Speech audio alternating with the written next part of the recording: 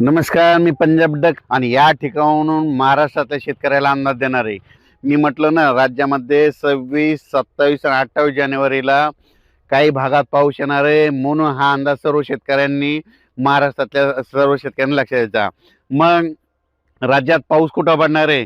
राज्यात 26 जानेवारी 2026ला राज्यामध्ये सोलापूर जिल्हा, अक्कलकोट, त्याच्यानंतर जत, सांगली, पंढरपूर, कोल्हापूर, सातारा, त्याच्यानंतर कोकणपट्टी, त्याच्यानंतर धाराशिव जिल्हा, लातूर जिल्हा, बीड जिल्हा, त्याच्यानंतर कर्जत, जामखेड, कडा, आष्टी, अहिल्यानगर, त्याच्यानंतर पुणे, इकडं जुन्नर, इकडं हे पट्टा असत, नाशिक, उत्तर महाराष्ट्राकडे असा, म्हणजे 26 तारखेला संध्याकाळी मध्यरात्रीच्याला पावसाला सुरुवात होणार आहे. म्हणून हा 26 जानेवारीचा सर्व शेतकऱ्यांनी लक्षात द्यायचा.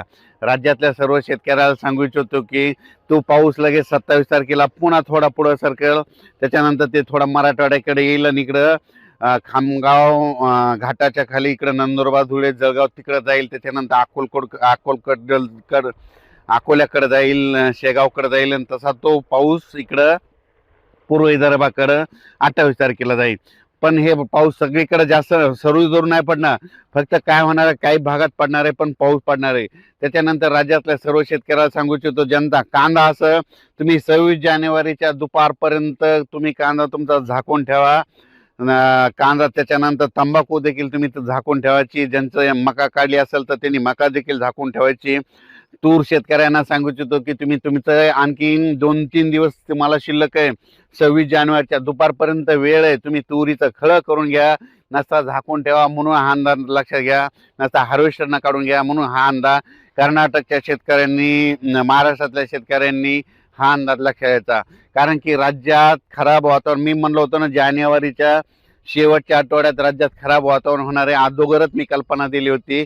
26, 27, 28 दरम्यान राज्यात पावसाचं वातावरण होईल असं सांगितलं होतं.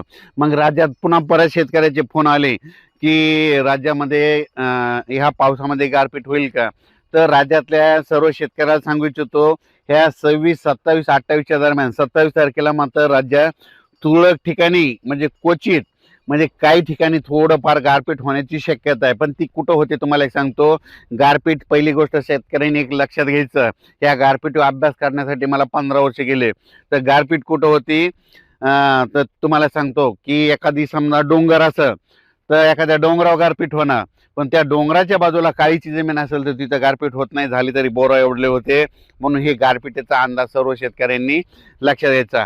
एखादी नदी जर असं, त्या नदीच्या बाजूला इकडून 1 किलोमीटर, डाव्या साईडने 1 किलोमीटर, उजव्या साईडच्या 1 किलोमीटरच्या परिसरामध्ये त्या पट्ट्यामध्ये गारपिटीचं होत असते आणि भविष्यात होणार, हे कायमचं वयमध्ये लिहून ठेवा.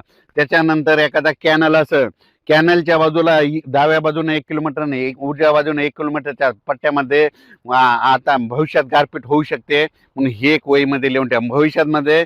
भविष्यात कधी जरी झालंय, समजा आतापासून 15-20 वर्ष तर झाली गारपीट, तर कुठं होणार? एक तर डोंगरावर होणार, नदीच्या बाजूला होणार,